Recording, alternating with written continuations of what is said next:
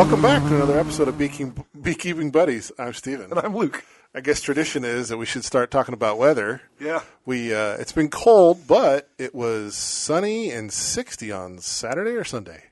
Both? Both, yeah. 60 on Saturday and really nice also on Friday.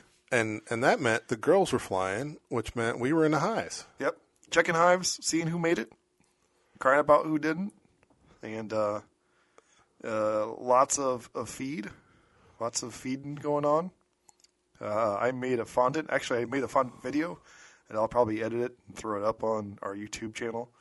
So if you're looking to see how to make honey fondant, either for... I heard you use a lot of powdered sugar. I use a lot of powdered sugar. I use about a quart of honey. I have all the numbers broken down, but I use about a quart of honey and like 3 bags, Kroger bags of powdered sugar. But you were also mixing some pollen patty in there, or are you mixing some pollen sub? I did that separately. So I did like powdered pollen that I have, and I mix that with sugar water. You talking about pollen you harvested or pollen sub? No, pollen sub. Okay. I have pollen that I harvested as well, and I was going to mix that in, and I didn't.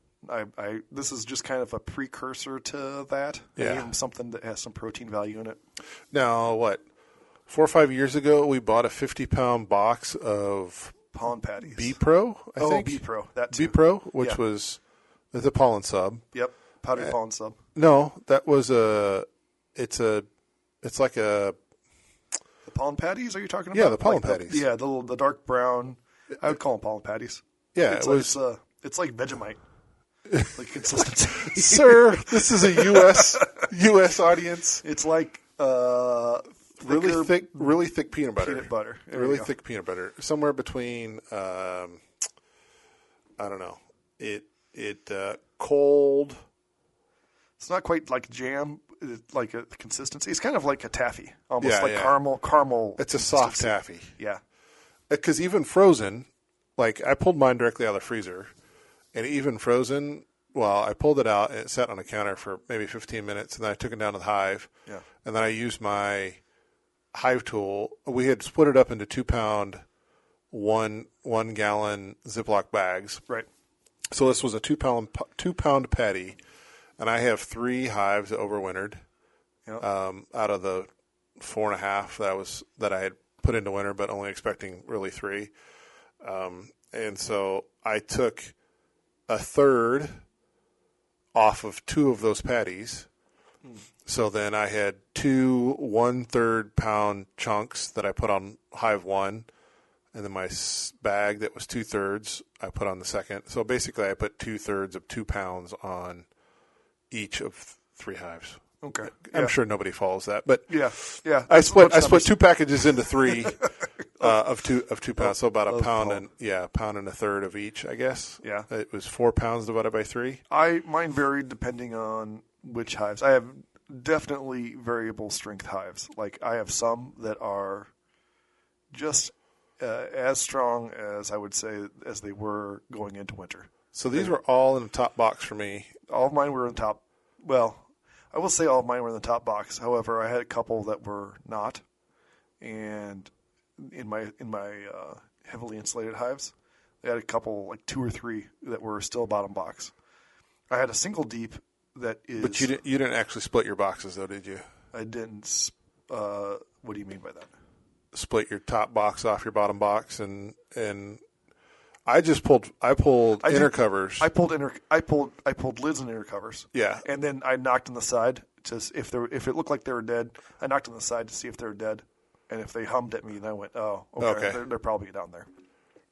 And if they hadn't moved up in the top, then they still have honey left above them, and I'm not really worried about those. If they make it, then those will make it, and if they don't, then I usually count those as like. If I can't see them, if I can't look through the slats and see them down there, I usually count them as they're not going to make it. Yeah. And they're like a small cluster that's just not going to move. Sure. The strong ones, I 100% fed my strong ones that were, even if they had resources left, I fed them. And in fact, I have one. I had one hive that was super strong over the summer. This always happens to me. I have a hive that was 3 boxes. It was 2 deeps and a medium was still on top, and the medium had a lot of honey in it. But the hive was so large going into winter that I was like, oh, these guys will need resources. Now, I treated for mite, and I counted my mite count afterwards, and it was below 3 per 100, and they still died over winter, and probably because I didn't get a good mite count, more than likely. However, so they died, and there was a full box of honey above them, which means they died before... Early. Yeah, early in the winter. So I pulled that box off, and I moved it over to a deep that I had that was only a single deep that was full of bees, and I threw some pollen patty on top of that as well. So if they want to get up there and get that, and it's warm enough, that's fine.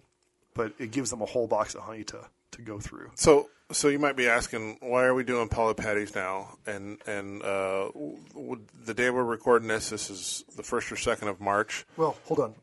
You might ask what pollen patties are if you don't know. Well, there's some people that they may not know. Pollen patty is just basically a fake. It's a protein source, right? Because pollen is protein for the bees. Honey is going to be their carbohydrates. So it's like a protein source for the bees that they consume. If you go back and listen to our worker bee episode, we talk about why they consume it. But basically, it's the protein source for them, and it's a fake protein. So typically, they won't raise brood unless they have a good source of protein available, which right. normally is pollen. Yes. And if you're your first blooms of pollen and pre-regular flying days, and you want to try to get a boost of laying brood, then you got to give them a pollen source early. Right. And that in our case, that's artificial. It's a pollen sub. Yep. And in fact, you'll see if you're near a hive that feeds the birds this time of year, you will, or if you have if you feed cows corn or something like that, you'll find a lot of bees are swarming your bird feeders, and they're rolling around and they look silly, but they're trying to get any kind of protein that they can get. Yeah. Because the baby bees are starving, and then they need that protein to actually help with the creation of royal jelly as they metabolize it. And that's as March, the first week of March, we're 3 weeks away. Typically, my notes are first dandelions are the first week of April. And I think you had a note from last year that your first dandelion from last year was second week in March. Yeah. And that was here in the middle of my yard, not anywhere near like a sunny. It's not. It certainly gets full sun, but not near like a home. I found that like sidewalks and homes and stuff warm the ground enough that you'll get early dandelions. So we're about 3 weeks away from our typical first. Usually we advise all of our beginners when you have your first dandelions is your start of the flow. Right, so usually the first, if we hold to the past weather patterns, I'm about 3 weeks out. I'm trying to get an early jump on a brood development now, so that I've got good flyers at the start of my nectar flow, so that I pull a good nectar crop. Yeah, and the other thing that you can look at besides dandelions is that you can look at maples. Maples technically bloom before them, but they're so high up that we don't see them. So maples, you'll see the other interesting things like squirrels and stuff will be out there nibbling on the maple buds because it's a protein source and stuff. So, but yeah. you can watch your girls and see what color pollen they're pulling right now. They're grays and browns. Yeah, those will be your tree pollens. So that's I think that I know that some of the parks are pulling in maple syrup, and so they're going to do this first maple boil here pretty soon. I was just watching a guy on YouTube talking about running his maple, and I don't know if I'm going to pull some syrup this year or not. I got plenty of sugar maples in the yard, so you got to get tapping them if you do, right? That temperature changes is where they freeze thaw. You want 40s in the day and 20s overnight, so it might be too late already because we were looking at the forecast, and I think on the 9th and 10th. We're set to have almost 70. Yeah, 66 is what the high I see there. I'll definitely be out in the bees then. So that's going to be solid middle of March. we're going to have in our area 60s and 70s, and that's going to be spring full head. Yeah, and because we like to be clear on this channel, right? So I haven't got to check all of the hives around, but I lost about 9 hives out of 28. I have 28-ish written down in my notes, which usually means I know I'm counting them as 28, but there's some hives in there that I know I'm going to lose. So that's we did the math. I think it was like 33%, like 77 or 68% survival rate, which is pretty good, and I think that actually rolls pretty nice. Well, and is that good for me? It's certainly better than average-ish for me. Yeah, you've definitely had some worse years than that. Yeah, absolutely. I've done things wrong. I think, and I know that I've done them wrong, and I've had really worse years than that. The other thing I want to try this year too, is going to be a change from other years, is going to be I'd like to use oxalic acid sponges or whatever you want to call it. The Randy Oliver OA extended release. Yeah, I've got all the stuff liquid. For it. Yeah. Liquid chop towel and or some other liquid application method. Yeah. So if we do that, I'm sure I'll video it, and those stand up well for long periods of time, and I'll try those on the hives. I have heard of people using these before, expecting them to knock down the mite numbers, but all of the studies I see say does not knock down mites, just keeps them where they were. So we'll be using that this year, and we'll let you know how it goes. We've also done some interesting news stuff. So for in the news segment, we talk about this article from the ABJ talking about what makes a poor queen. And it touches on some things we've talked about in our local club in 2023. We had, that was the year you were president, we had What's-Her-Face come and speak on queen health. Absolutely. Yeah, which I'm really bad with names, so I don't remember. But this, basically, they asked for people to send in bad queens. They specifically didn't classify what they meant by bad, because the whole point was to see what we might find when they analyzed the queens. And if you tell somebody, hey, send me your queens that are this, then maybe you only get queens that have this problem. If you say, then A is the problem and I only asked for this, then right, your data sample is pretty narrow. So they just generically said, send me a queen that you've squished because you thought she was poor performing, without defining what poor performing is. And then we're going to test the queens for basically. So they tested them. They tested them for ovary size. Yep. Sperm count, because queens store their sperm in the spermatheca. The lower sperm viability and higher levels of viruses. So those are the main things that they looked for. And what they found was the queens that were reported as performing badly had all of the things bad that you might expect. So the lowest ovary mass, the lowest sperm counts, the lowest sperm vitality, and the highest levels of viruses. The viruses that are most problematic for us, which are the deformed wing virus, both A and B, black queen cell virus, which I'm not familiar with, sac brood, which I wasn't aware is an actual virus, but I guess it is, and nosema. Yeah, the black queen cell virus. If you've ever pulled a queen cell and they're like gooey and black and dead, I've seen it a bit, not a lot, but I've had enough queens that I've seen it on some of them, and they just kind of really like disintegrated, black, dead queens. So that's what that is. So the deformed wing virus I certainly have seen before, and so I guess.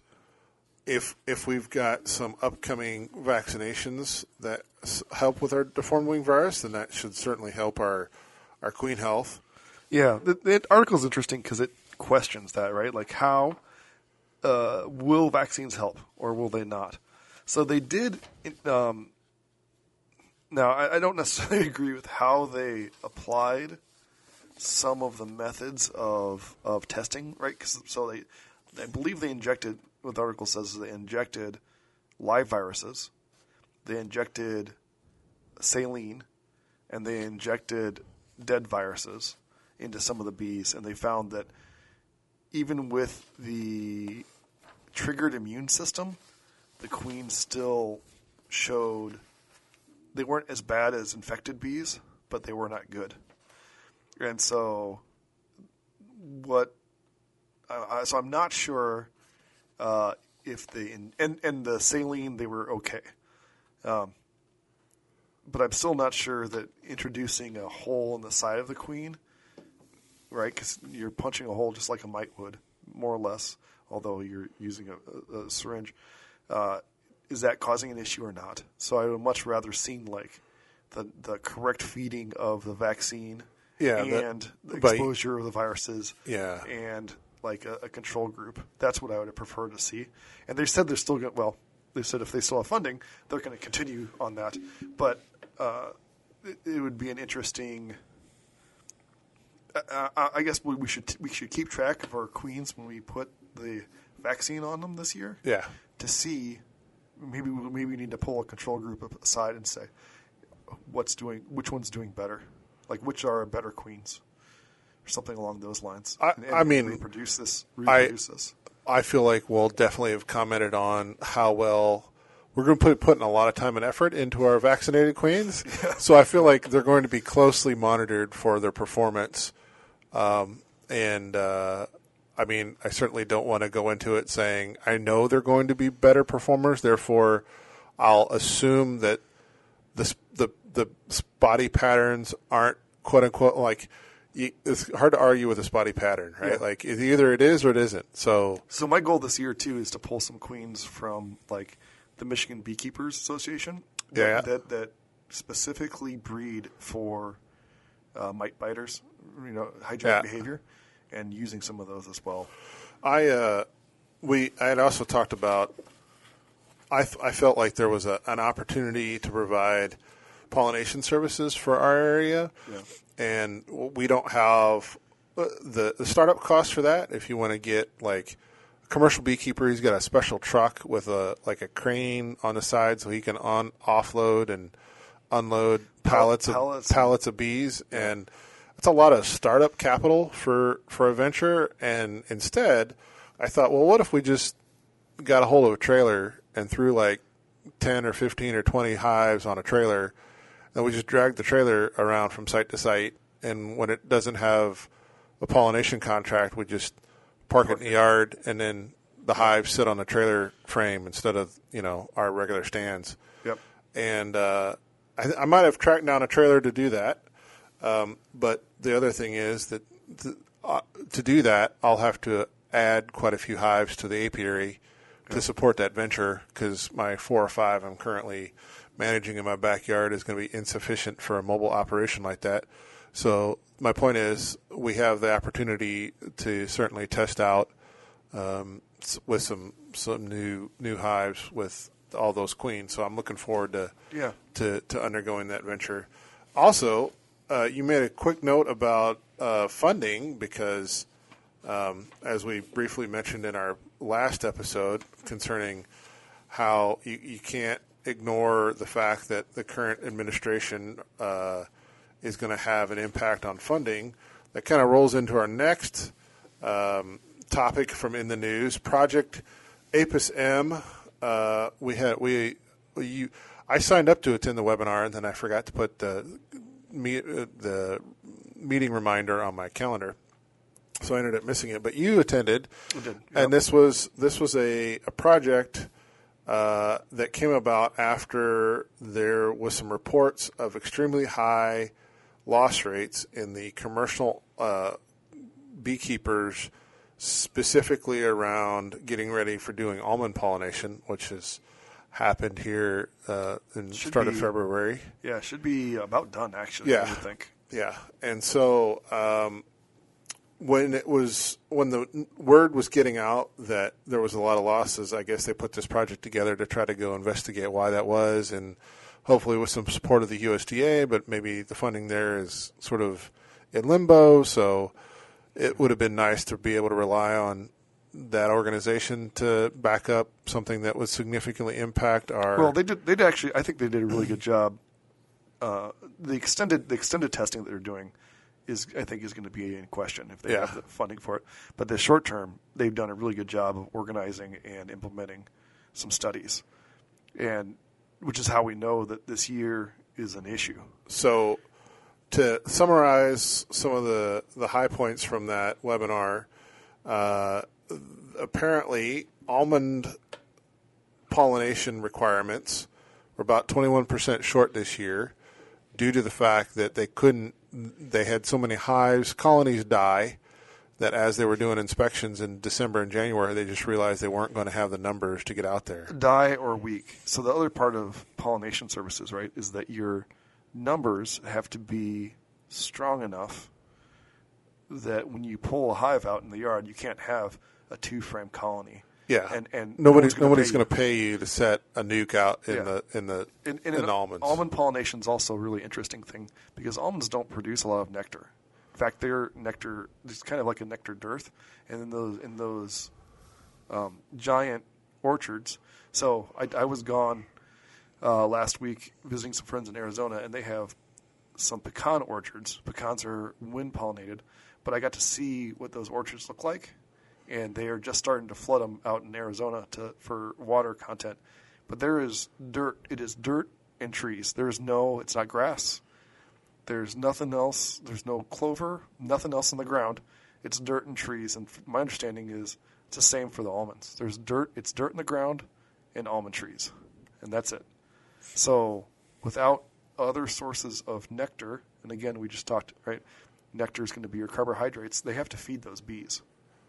Now, they bring in pollen, and plenty of pollen, but they absolutely go around, in all the videos I've seen, they go around and with feed trucks. Feed them with trucks, giant trucks.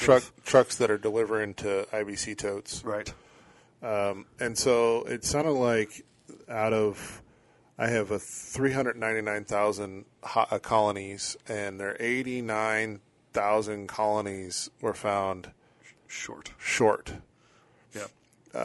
And so when we say percentages, right, you're like, 21%. 20% of like 1,000. That's not that much. No, but like we're 400,000 colonies, tens of thousands. Short. We're being sent out to California, and we're almost 94,000 short. And so, for some of the states, they were like Florida and California were 75% losses. Yes, of hive losses. Where in Illinois they were only like 50% losses. Yeah. And it didn't seem to matter if it was indoor or outdoor. That didn't have an impact on it. The hives were for hobbyist beekeepers. We actually had a comparable number of losses. Usually, hobbyist beekeepers report like 50% losses. Personally, I think that's a low reporting because as humans, we don't like to talk about when things die and the stuff that we take care of out there that we're responsible for if it dies. People don't stand up and go, "Oh my gosh!" Especially in club meetings, right? You can see it. Hey, all my bees died this year. They don't say that because you look like you screwed up or you don't know what you're doing. And so I think, and they said during the meeting, I think that's about 10 to 15% low as far as numbers for losses. Well, we haven't talked about the total losses in this survey. Yeah, that's true. So that was what was required and what they're short for almonds. Right. I didn't talk about how many reported losses there were across the commercial industry. And if my notes are right here, we're talking 1.1 million. Yeah. So 1.1 million colonies they're reporting have died. Yeah. And they're saying that number's probably 15% low based on the way that, not everybody who's a commercial. This is both commercial and hobbyist and sideliners. And that 1.1 million colonies represents about $2.25 million in just the bees. Yeah. And then because a colony of bees costs money. So people don't think apparently about that. They're putting a value of about $200 on a colony. Apparently, if you look at those numbers right. That's what we're selling our nukes for this year. Yeah, and so they're looking at economic impact, negative economic impact, so a negative sort of economic loss across larger scale of about $634 million economic loss associated with not having those colonies for pollination services just for almonds. Yes. So this has nothing to do with carryover with using those. So after those colonies get done used in pollination for almonds, they might come back and produce a honey crop that they could take off those hives. It's not considering the honey crop that they may produce. It's not considering the fact that most of those hives will go on to other pollination contracts, whether it be blueberries in Michigan or apples or peaches in Washington or Central Illinois and Missouri. So Georgia, or oranges, or the nukes that get split out, they get sold. Right. Those often come off of almonds. So all of the other economic impacts for all those other industries were not considered as part of that $634 million loss. It was just associated with the almonds. So we're not talking about a few colonies. We're not talking about a few. And it doesn't count honey. Minor industries here. This is, and by the way, those California almonds is like 70% of the world's supply of almonds is produced out of California. Right. So it's not a small deal. So we touched on that a little last episode when we were talking to Dallin, and he mentioned that the commercial industry was going to be short, and they potentially wouldn't have the demand that they were anticipating, and now we're getting to see some of the full picture of what he was alluding to. Yeah, it's a lot. In fact, I was really pretty heartbroken watching it, sitting there, because my wife came by afterwards, and I was like, I told her, I said, these are major losses, but this does nothing to do with the Tropilolaps mite, which I still think is going to get to the U.S. shores, and especially Canadian shores, especially with our.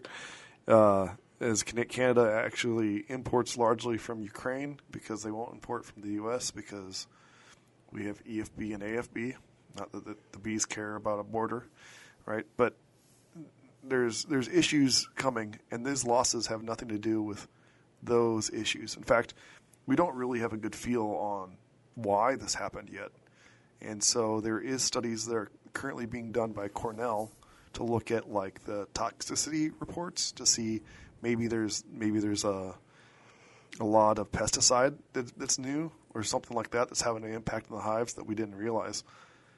But right now, these are the worst losses since 2010, which is longer than I've been beekeeping, and it's rough. This is not a good thing for our bees or for our pollinators, right? We pay attention to the bees. We don't pay attention to a lot of our other pollinators. And this is bad news. And, so it appears that we're headed to a perfect storm because, a lot of these industries, both beekeeping industries, but also all of the industries that our bees pollinate are typically table food industries, right? All of our vegetable crops, all of our fruit crops that we're eating on our table, those are typically all of our pollinated crops, and those industries are also heavily worked by migrant workers, whether both legal and illegal types. And if the current administration is cracking down on that workforce, you may not have the pollinators to pollinate it, but you also may not have the people to get it out of the field and to the table, and then you don't have exports to get it from South America. Living here in the Midwest, we're not California. A lot of our table produce doesn't come from, it comes from south of the border. So it might be a real perfect storm for our food situation coming up in the near future, not the far future, the near future. So yeah, maybe go out, plant a garden this summer. Plant a garden this year and raise your own bees. Find a buddy to do some beekeeping with. So let's change the topic here. Honeybee Hotline. We've had some uptick in honey sales. I sold some honey this past weekend to somebody who stopped by. And speaking of honey sales, we have 3 new honeys sitting on the table in front of us. Yep. I went out and visited some friends in Arizona. They know I'm a beekeeper, and so they picked up 3 different. So that we have a France, a Germany, and so it's a Germany dark forest honey, a France lavender honey that's got slightly creamed, and then we've got a mesquite. Tucson Gold. It's mesquite, kind of desert honey. Wildflower. And I was really surprised at the desert. Every time I go out there, there's more green there than you'd expect. But you're there in the rainy season too. No, this is not off rainy season. Rainy season, and they've had a drought, so like there hasn't been rain. It is dry, but there is still more green than I'd expect. Cactuses, lots of sticky things. I don't envy the settlers that wandered through there on horses. Who's picking the stickers out of those horses? I don't know. Or the oxen. But it's just a rough place to live. So he suggested we have a honey tasting. I've done this in the past. So we have some spoons here. I thought we would, because it's always an interesting discussion. I thought, well, why don't we do this live to tape? Yep. So we're gonna get some tasting impressions live to tape here. Well, and I run honey tastings for people for folks. I'm gonna say, because I've had all of these already, I'm gonna say we start with the mesquite first. Okay. And then we'll move on to probably the lavender and finish with the dark. And the German dark honey is as dark as the honey that you're going to get. It's almost black. I smelled that, and it definitely had. I've had some dark honey before. Yeah. And it smelled exactly like the dark honey I've had in the past. So I have the aftertaste of it's slightly different than any one I've had before. Oh, okay. So all right. That's a good one. So we'll start with the mesquite here. Now, if you told me you were going to taste the mesquite wildflower honey, I think the expectation I have is that it'd have a little bite to it because of the mesquite. So we'll see what it is here. There's not much there. No. In fact, when I tasted this, I said, "This is what I'd expect sugar water honey to taste like." I was going to say there's a slight. It's not as bright as a clover honey. Not even close.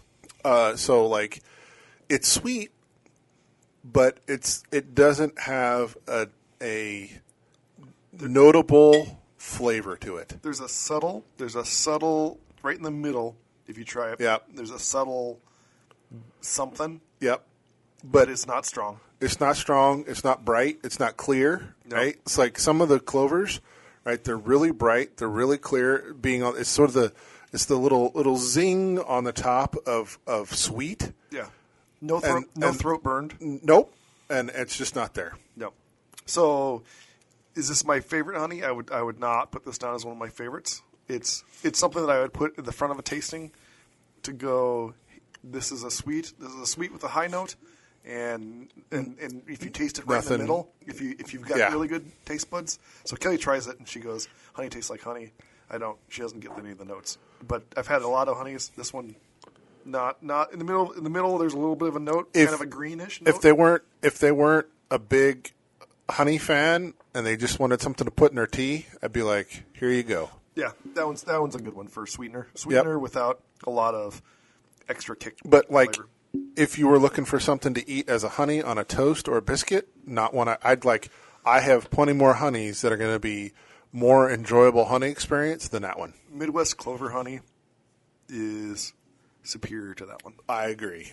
Second, we're going to go to the lavender, the French lavender. So there is a local lavender farm now in our area, Peoria, greater Peoria area. The lavender is slightly creamed. I would call that a whipped creamed.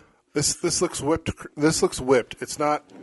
It doesn't appear to have the crystalline. So this is what, when they crystallize this, if they continue to mix it while it's crystallizing, this is the texture you get. It's kind of a peanut butter texture, less peanut butter than our pollen patties we were talking about before, but still.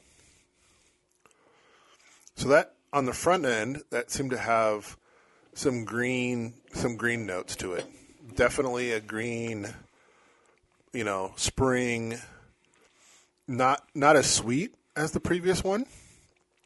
So not overly sweet, but fresh and green. But again, not something.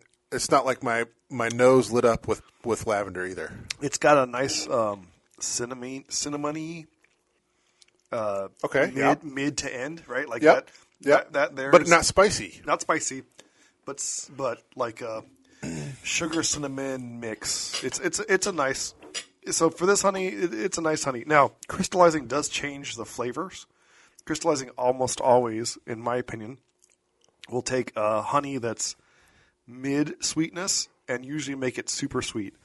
This one is not super sweet. It is not super. I agree with that. So, and that's unusual in my history of tasting. But it's also, of the creamed honeys / whipped honeys that I've had, does not have the same mouthfeel that a creamed honey that I would typically consider to be a creamed honey to have, which is fairly granular, and you have some of those, and it is consistently not a mouthfeel that I enjoy, and therefore grade very low. Yeah, and this does not have that. Which is, what's funny is that the reason I got into whipped honey is because that's my dad's favorite, like hands down his favorite.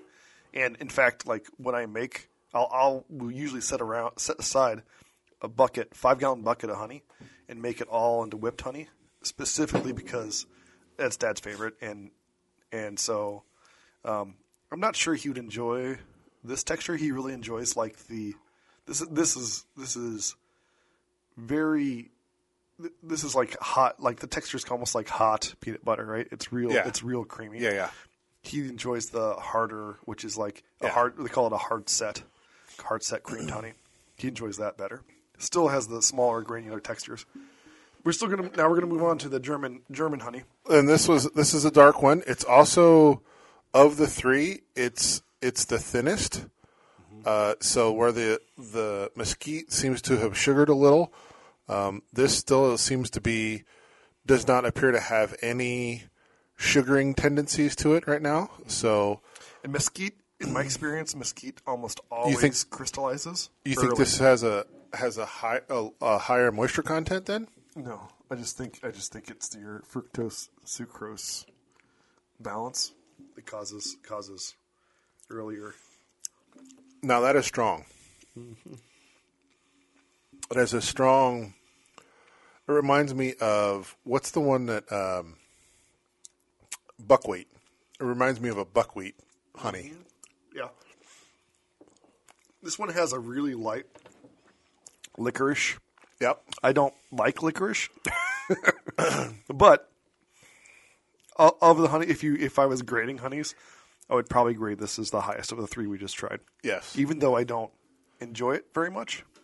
If you liked the flavor profiles of this has the most distinct, like,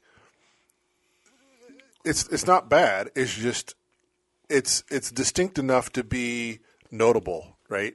So there's some caramels in there I can definitely taste. But this would not be a honey that I would probably double dip on my biscuit, right? Like I'd have like a biscuit of this, and I'd be like, that's a good honey. I'm done. I'm not going back for seconds. Versus a nice light clover honey, which is probably my favorite. Where I'm like, man, that's good. I want another one of those. My favorite is still the the mock orange that we get in Illinois. That it's I've had it in my apiary out of 10 years, maybe like 3 or 4 years, and it doesn't last. The flavor doesn't last long. No, in those, and it's like just a hint of orange. It's really lovely.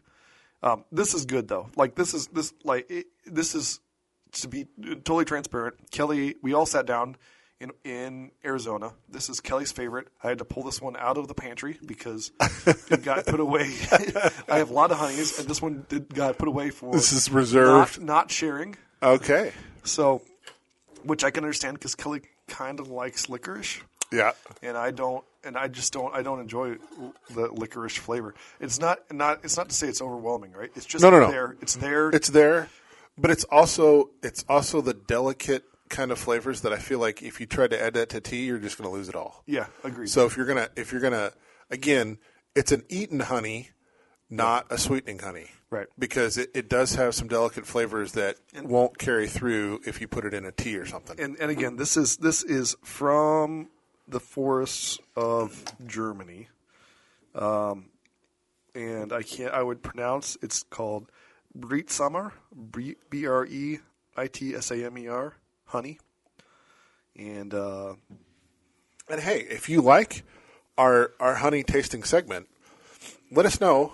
We have plenty more upstairs, and we get plenty more in. I have 100 other honeys that we can sample, and I would not 20 season 2 a season 2 insert for the Beekeeping Buddies podcast is another couple of tastings just to, I don't know, I suppose they have podcasts for tastings on all the other kind of stuff. So why not? I think the only last thing we have here wrapping up would be droning on, where we talk about where we're going to be coming up for the next 2 weeks. Yep. It's going to be coming to the start of spring, which means we're going to have to get busy. If you were interested in ordering one of our nukes that we're going to have available, we have put our order in for those nukes, so they might not all be spoken for. So if you want to get in there, slide in. We might be able to hook you up still. But we'll be picking those up beginning of April. Yeah, probably first couple weeks of April, somewhere in there. So we'll still have another episode or two between now and then. Yep. We're also going to be treating OA treatments. We talked about that a little bit. You gonna open feed any? You gonna move to some 1-to-1? When are you putting out some 1-to-1? I'm not sure about the 1-to-1. I probably will. I open fed last year. Yeah. And they drink it. I have a video of it. They will suck down quite a bit of 1-to-1 in a short period of time. I will be open feeding some pollen sub. I probably will open feed my dry pollen sub. Yeah. Probably starting this week. My preferred way to do that is to take like a 5-gallon bucket and turn it on its side. So it stays out of the rain, but it still has plenty of surface area for the girls to climb around in. And then I'll sprinkle probably no more than about an eighth of a cup, maybe a quarter of a cup at the most, probably a quarter cup at the most. In the bucket? In the bucket. And I found like if I put out more than that, it'll get clumpy and sticky with moisture and rain. And So what I do, I used to do that, and what I do now is that I take a Pro Nuke. I rip off the 2 entrances, so it's open. They can fly in and out of it. I put a brick in the bottom of it to keep it from blowing over. Yeah. And the lid on, and I fill it up to be level with that brick, so that they have something that they can land on. You mean or crawl out of if they land on the pollen, and then they fill what? Fill the bottom of the Pro Nuke up with powdered pollen. B sub. B sub. Oh, pollen sub? Yeah, pollen sub, right? And so then they have a brick. So that's quite a bit in there. It's a lot, and they'll go through.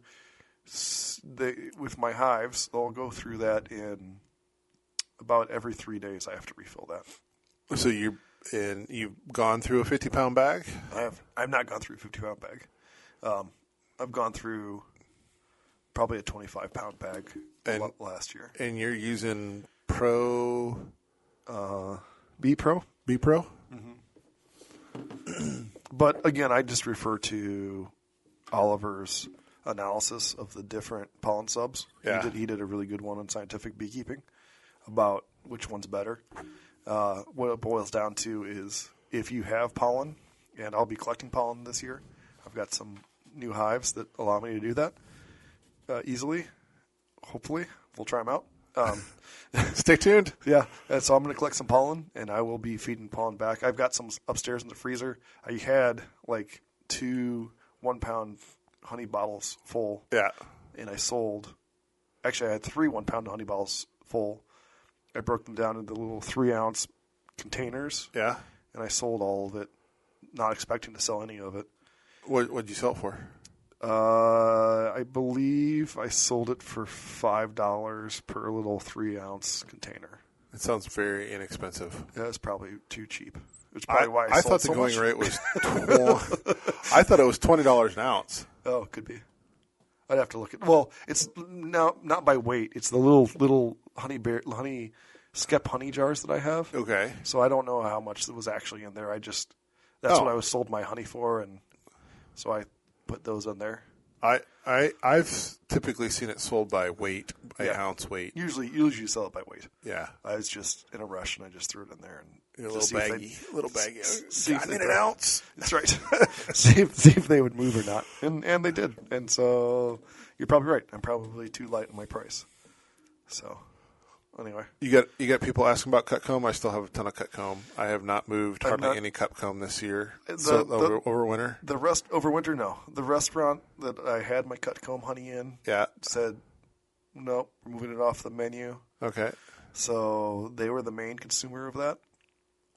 It happens, right? It happens to everybody.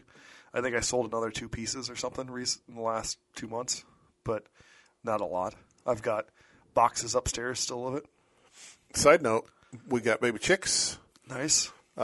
We had went to buy about 3 dozen, about 21, and we had made our selection of about 21, and the guy was like, well, I got 2 left of, I think they were the Buff Orpingtons. And I was like, yeah, we'll take them. Because we cleaned them out. They ordered 900 chicks. So these came from Iowa. We're about 3 hours away from the hatchery. And they ordered 900 chicks. Yep. So the way they work is they hatch, they wait for them to fluff, they sex them by hand, put them in a box. They come in a box of 100, and they're quartered. So there's like 25 and a quarter of a box. And those are put on speedy delivery. That's if you're in the Midwest, you know Speedy. Speedy, yeah. But that's the actual name of the delivery company that kind of runs the Midwest circuit here between Iowa and Illinois and upper Missouri. So they stick them on Speedy. Speedy drives them directly from the hatchery to the farm supply store and delivers them. So 9 boxes of 100 chicks. When we were there, we bought out 3 of the flavors. So we bought the last half a dozen or so of 3 of the flavors. These are like Rhode Island Reds, right? These are brand name, heavy breed chicks. Yep. So they sold, and they maybe have had maybe 100 left in all of the tubs, most of which were Cornish cross, the meat birds. So they sold like 800 birds in less than 24 hours. So chicks, and the average price was $6 a chick, which I think last year was probably $4 to $4.50. Really? So, are the chickens picking up and laying? A little bit slow. It seems to be like 1 a week, So we're going from like 8 a day, I think last week, and then this week maybe or 2 weeks ago, and then like last week we were like back up to 8, 9 a day, 10 a day, and I think she noted that for the last couple of days we've been getting about 12 a day. So we have 21 chickens currently. Yeah. And we usually went in there getting 20, 21, 22. The guy was like, I got 2 extras, so that's be 24. We got to the register, and somehow we had 32 in the bag. Oh. So we got a few more than we intended. Got home looking at the stickers. He double sold us Buff Orps. So instead of getting 6 Buff Orps, we actually have 14 Buff Orps because he was picking labels and sticking them on his hand to pack the chicks, and I guess he double wrote the label. Oh. So he put 6 Buff Orps in one box, and then there was another box of another 6 Buff Orps, and then that's when he said, "Well, I got 2 left." And Did you ever get any of those weird black all blacks? I don't know what they're called. We get some Americanas. Is that what they're called? They're like black feathers, black skin, black meat. I think I don't know. They're all black. We've had some all black ones in the past, and they were really good layers. They were typically really broody. Yeah. But they had some Onyx brand or something this year. They didn't sell real well, but we were like, oh, whatever. I don't know that breed, so so we only got 3, and then we got home and we realized that they were $7 a piece instead of $6, and so we're like, well, we're glad we only bought 3 of those. Yeah. Because I don't know what makes it a whole $1 more special. Because even the Easter eggers are usually the higher priced ones, and they were $6, just like the Buff Warps and the Rhode Island Reds and everything else. So anyway, yeah. Side note: beekeeping at the end of the beekeeping and leads to chickens. I don't have any chickens yet. I've been overruled by the wife. I'm not allowed to have chickens. Oh, you're in a fancy subdivision too. Yeah, well. Well, you could have it over your dad's house though, right? Yep, nope. River. No. Nope, Listen, those could be your dad's chickens. Your mom's chickens. Nope, that's who I got overridden by there. So. Oh. Well, I'll just live vicariously through Steve's chickens. That'll work. That'll work. All right, guys. Thanks for listening to yet another episode of Beekeeping Buddies. Stay tuned for our next episode for all of your beekeeping needs. Thanks.